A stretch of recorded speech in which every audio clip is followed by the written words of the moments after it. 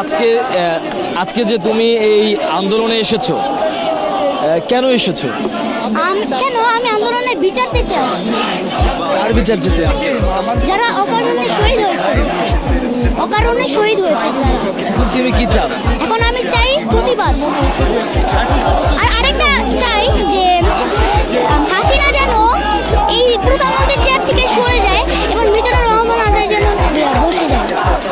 দুই ভাইরা দুই হাত প্রসারিত করে গুলি খেলো, তাদের ব্যাপারে কি বলবো?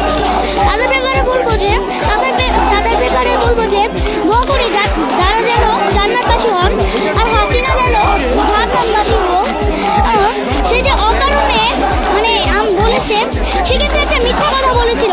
প্রথমে বলেছে যে রাজাকারের বাচ্চারা কোটা পাবে না, মুক্তিযোদ্ধারা পাবে বলে। আর আবার পরে বলছে যে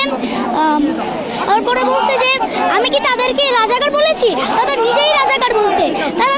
তাহলে সে কেন বলল মিথ্যা কথাটা? তুমি কি তোমার ভাইদের মতো বুক প্রসারিত করে দেবে? আমি অবশ্যই করতে চাই। আমি অবশ্যই করব, চাইলে আমি জীবনও দিতে রাজি আছি। জীবনে দিতে রাজি আছো? তাহলে আজকের এই আন্দোলনে কাকে নিয়ে এসেছো? আমার বাবাকে নিয়ে এসেছি। বাবার সাথে এসেছো? বাবা তোমাকে এখানে নিয়ে এসেছে? হ্যাঁ। তোমার ভয় লাগে না? না, আমার ভয় নাই, আমার মৃত্যুর কোনো ভয় নেই। কেন ভয় নাই? কারণ যে ভাইয়েরা আমাদের ভবিষ্যৎ চিনে, মানে ভবিষ্যৎ ইয়া করে যে শহীদ হয়েছেন, তাদের জন্য আমরাও জীবন দিতে পারি না।